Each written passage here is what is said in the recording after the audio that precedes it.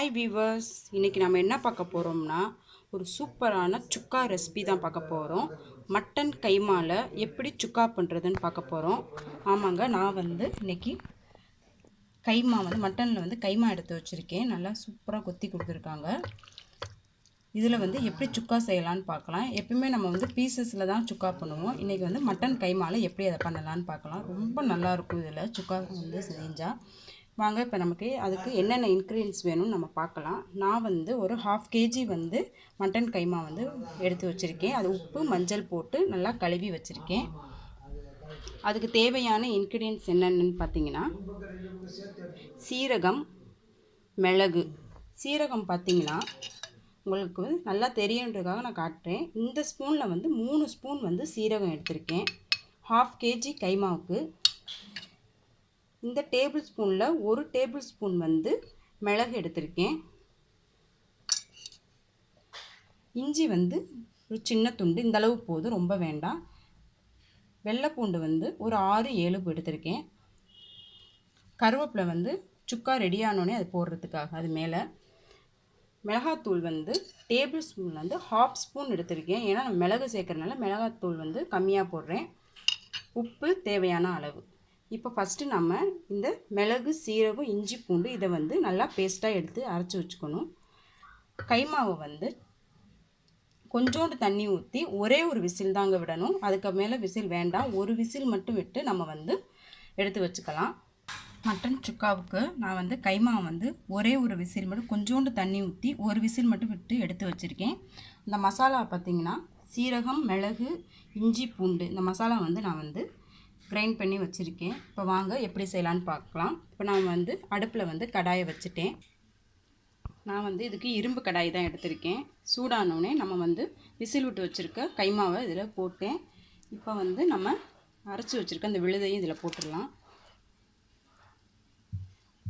உப்பு, மிளகாத்தூள் அதையும் நம்ம வந்து இதில் வந்து போட்டுடலாம்.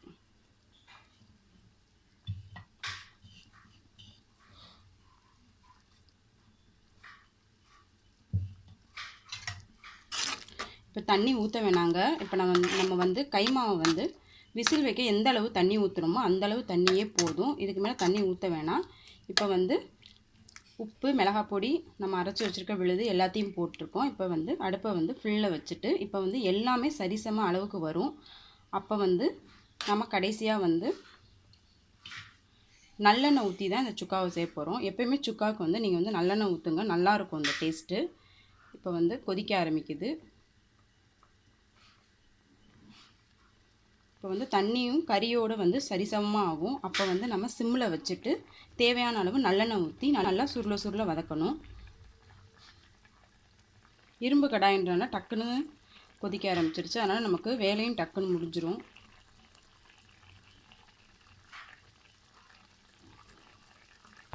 நம்ம வந்து சுக்கா வந்து சூப்பராக கொதிக்குது. இது கொதிக்கிறப்பே ஸ்மெல் வந்து சூப்பராக வருதுங்க. நல்லா இருக்கும் இந்த மிளகு, சீரகம், இஞ்சி, பூண்டு ஃப்ளேவர் சேர்றப்ப. நீங்கள் கண்டிப்பாக சுக்கா வந்து கைமாவில் ட்ரை பண்ணி பாருங்கள். எல்லாருமே வந்து இந்த பீசஸில் ட்ரை பண்ணியிருப்பீங்க. இந்த கைமா வாங்கி அதில் ட்ரை பண்ணி பாருங்கள், ரொம்ப நல்லாயிருக்கும். இப்போ சுக்காவை பாருங்கள், தண்ணி நல்லா வத்திருச்சு. அந்த நம்ம மட்டனில் இருக்க கொழுப்பில் வந்து எண்ணெய் பாருங்கள் சூப்பராக இறங்கியிருக்கு. இப்போ வந்து நம்ம வந்து எடுத்து வச்சுருக்க நல்லெண்ணெயை வந்து ஆட் பண்ணிக்குவோம். நான் வந்து குழிக்கரண்டியில் வந்து 1.5 குழிக்கரண்டி வந்து ஆட் பண்ணியிருக்கேன்.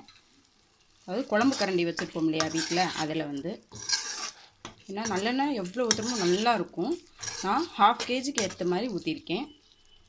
அதாவது இந்த கரண்டி, சின்ன குழம்பு கரண்டி இருக்குது பார்த்தீங்களா, இதில் வந்து 1.5 வந்து நான் இதில் வந்து ஊற்றிருக்கேன். பார்க்கவே செம்மையாக இருக்குது பாருங்கள். நமக்கு வந்து ரெஸ்டாரண்ட்டில் கிடைக்கிற மாதிரியே இருக்குது பாருங்கள். ஆனால் டேஸ்ட்டுமே சூப்பராக இருக்குங்க. இதுக்கு வதங்கட்டும் சிம்மில் இருந்தே. நம்ம வந்து அப்பப்போ வந்து கிளறி விட்டுக்கிட்டே இருப்போம். நம்ம வந்து எடுத்து வச்சுருக்க கருவேப்பிலையை வந்து நல்லா கிள்ளி போடுங்க.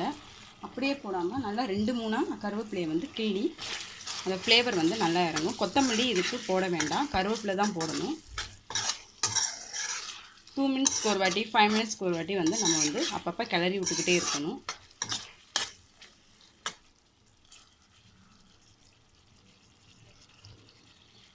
இப்படி வந்து ஒரு 10 மினிட்ஸ் வந்து நம்ம செஞ்சுட்டே இருக்கணுங்க. அடுப்பு வந்து சிம்மில் இருக்கட்டும், ஃபுல்லில் இருக்க வேண்டாம்.